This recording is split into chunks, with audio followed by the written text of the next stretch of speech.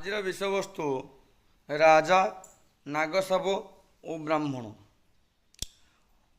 ମଙ୍ଗଳଂ ଭଗବାନ ବିଷ୍ଣୁ ମଙ୍ଗଳଂ ମଧୁସୂଦନ ମଙ୍ଗଳଂ ପୁଣ୍ଡରୀକାକ୍ଷ ମଙ୍ଗଳଂ ଗରୁଡ଼ଧ୍ୱଜ। ମାଧବ ମାଧବ ବିଷ୍ଣୁ ମାଧବ ମାଧବ ହରି ସ୍ମରନ୍ତି ସାଧବ ନିତ୍ୟଂ ସକଳ କାର୍ଯ୍ୟେ ସୁମାଧବ। ଜୟ ଜଗନ୍ନାଥ, ଜୟ ମା ମଙ୍ଗଳା।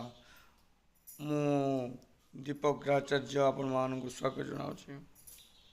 ଆଜି ଆମେ ଜାଣିବା ଏକ ରାଜା, ବ୍ରାହ୍ମଣ ଓ ନାଗସାପ ବିଷୟରେ।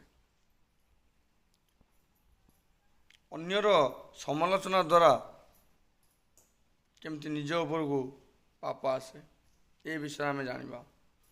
ଏକ ରାଜ୍ୟରେ ରାଜାଙ୍କର ପୁତ୍ରର ଜାତକରେ ଅଶୁଭ ଗ୍ରହ ଚାଲୁଥାନ୍ତି। ତେଣୁ ସେ ପୁତ୍ରର ଶରୀର ଖରାପ ରହୁଥାଏ। ତେଣୁ ପୁତ୍ରର ଉନ୍ନତି ପାଇଁ ରାଜା ଗ୍ରହ ବିପ୍ର ବ୍ରାହ୍ମଣଙ୍କୁ ଡକାଇ ତାର ପ୍ରତିକାର ବିଷୟରେ ପଚାରିବାରୁ ପ୍ରତିକାର ବାହାରିଥିଲା ଯେ ଆପଣ 11 ଜଣ ବ୍ରାହ୍ମଣଙ୍କୁ ଡକାଇ ତାଙ୍କୁ ଅନ୍ନ, ବସ୍ତ୍ର ଓ ଦକ୍ଷିଣା ଦାନ ଦେଲେ ପିଲାର ଶରୀର ଆରୋଗ୍ୟ ହୋଇଯିବ।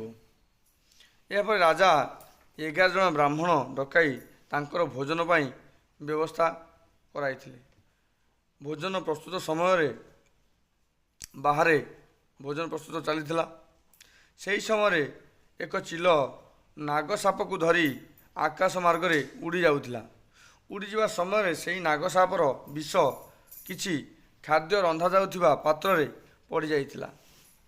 ତେଣୁ ସେ ଖାଦ୍ୟ ସବୁ ବିଷ ହୋଇଯାଇଥିଲା। ଏହି ରୋଷେଇ କରିଥିବା ଲୋକ ଓ ଅନ୍ୟମାନେ ଏହା ବିଷୟରେ ଜାଣିପାରିନଥିଲେ। ସେ ଖାଦ୍ୟ ପ୍ରସ୍ତୁତ ସରିବା ପରେ ପ୍ରଥମେ 11 ଜଣ ବ୍ରାହ୍ମଣଙ୍କୁ ଖାଇବା ପାଇଁ ଦିଆଯାଇଥିଲା ଓ ସେ ଖାଇବା ପରେ ପରେ ସେମାନଙ୍କର ସଙ୍ଗେ ସଙ୍ଗେ ମୃତ୍ୟୁ ହୋଇଯାଇଥିଲା।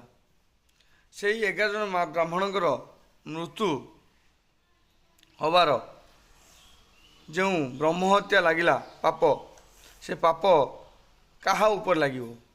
କାହାର ଏ ପାପ ବା ଏ ବ୍ରାହ୍ମଣ ଯେଉଁ ମରିବାର ଏ ଦୋଷ କାହାକୁ ଲାଗିବ? ରାଜାଙ୍କୁ, ନା ରୋଷେଇଆକୁ, ନା ଚିଲକୁ, ନା ନାଗସାପକୁ?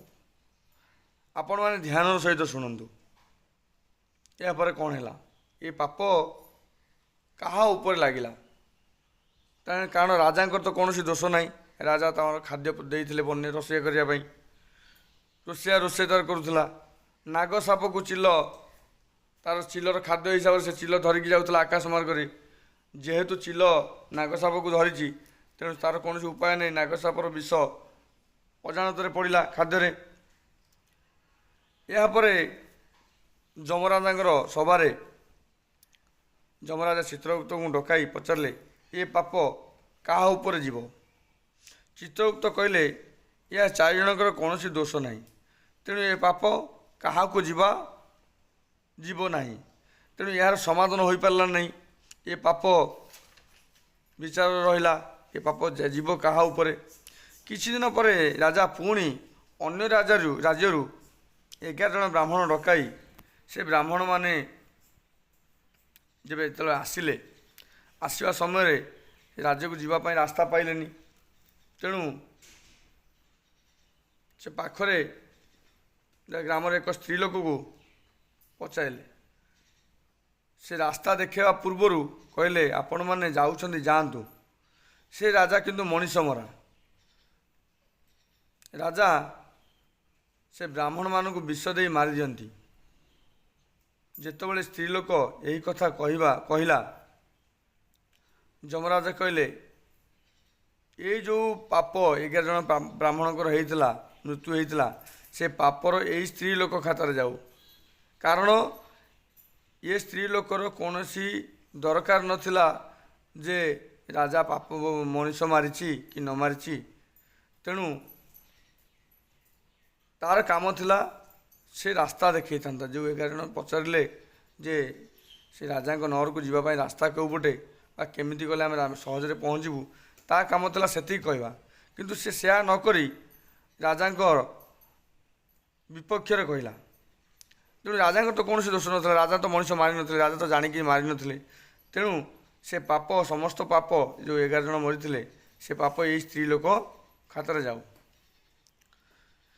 ତେଣୁ ଏଥିରେ ଆମେ ଶିଖିଲେ ଯେ ଅନ୍ୟର ସମାଲୋଚନା କରିବା ଦ୍ୱାରା ଆମର ପାପ ବଢ଼େ। ତେଣୁ ଆଜିଠୁ ଆମେ ଶପଥ କରିବା ଅନ୍ୟର ସମାଲୋଚନା କରିବା ନାହିଁ। ଯଦି ଏହି ଗପଟି ଆପଣମାନଙ୍କୁ ଭଲ ଲାଗିଥାଏ ତେବେ ଲାଇକ୍ କରିବେ, ସେୟାର କରିବେ ଓ ସବସ୍କ୍ରାଇବ୍ କରିବେ। ରହୁଛି। ଜୟ ଜଗନ୍ନାଥ।